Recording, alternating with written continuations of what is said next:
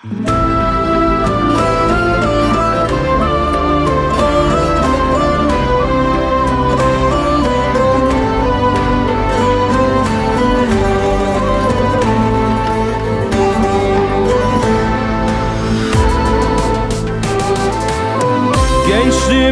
heva oldu, hep geçti boşa.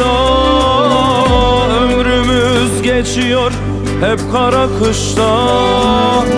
Hayat denen acımasız zalim savaşta.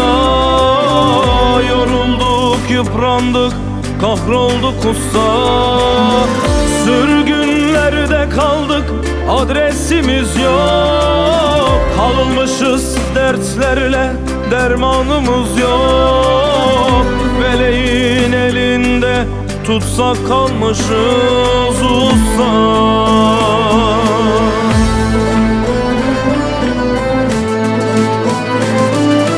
Yokluk çile kaderimiz, bu yükü hep çekeriz.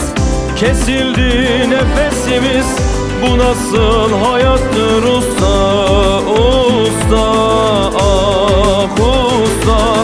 Talih bize hiç gülmüyor, ömrümüz tükeniyor. Cezamız hiç bitmiyor, bu nasıl yaşamak usta, usta, ah usta.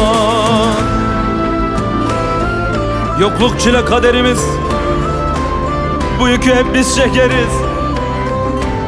Kesildi nefesimiz, bu nasıl hayattır be usta, bu nasıl hayattır be usta, ah usta. Kavgasız geçmeyen bir günümüz yok. Ayakta kalmaya mecalimiz yok.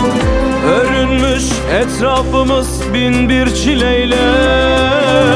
Bu nasıl çiledir, yorulduk usta. Sürgünlerde kaldık, adresimiz yok. Kalmışız dertlerle, dermanımız yok. Meleğin elinde tutsak kalmışız usta.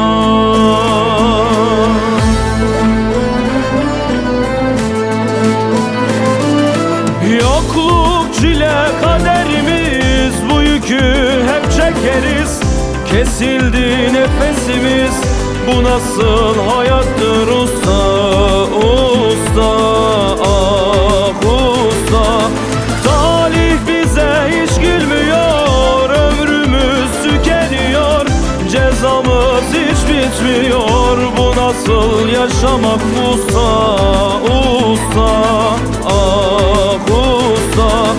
Talih bize hiç gülmüyor, ömrümüz tükeniyor. Cezamız hiç bitmiyor, bu nasıl yaşamak usta.